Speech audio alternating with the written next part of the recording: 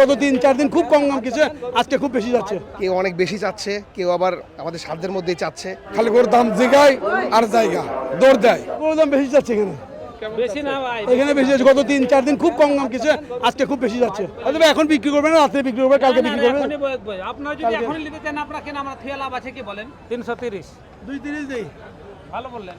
তো তুমি এইভাবে চেয়ে লাগেন, সুন্দর করে কম। আপনি সুন্দর করে ন্যায্য করে লাগান, আপনাকে আমি দিব মনে থাকে না বলেন। দাও 240, যাও 240, যাও 240। ইয়ার আগে তো বললো আপনার কে বললো? হাটের মধ্যে আসে ক্রেতারা কোনো দাম জিগায় না, খালি ঘুরে আর জায়গা।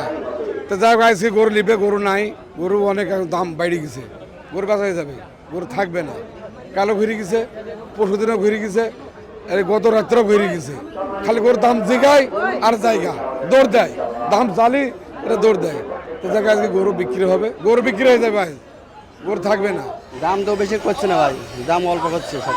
দাম হচ্ছে 140, 45 এরকম।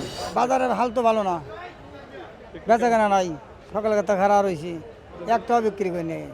হইতে পারে আমরা করতে বাজার ভালো লাগা ঠিক না। দেখতেছি সব উলট পালট, কেউ অনেক বেশি চাচ্ছে, কেউ আবার আমাদের সাধ্যের মধ্যেই চাচ্ছে।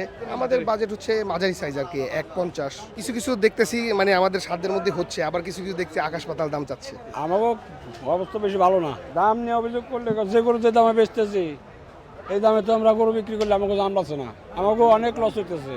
গরু কিনা বেশি দামে, গরু খাওয়ান বেশি দাম। আপনার উভয়ের পক্ষে আছে, তবে গরু পালতে গিয়ে তো খরচ বেশি হয়ে যায়। খামারি বা বিক্রেতা বা পাইকারদেরও ওরকম কমে বেচতে পারতেছে না। আধুনিক কালাভুনা মশলা থাকলে আসল কালাভুনা রান্না কোনো ব্যাপারই না।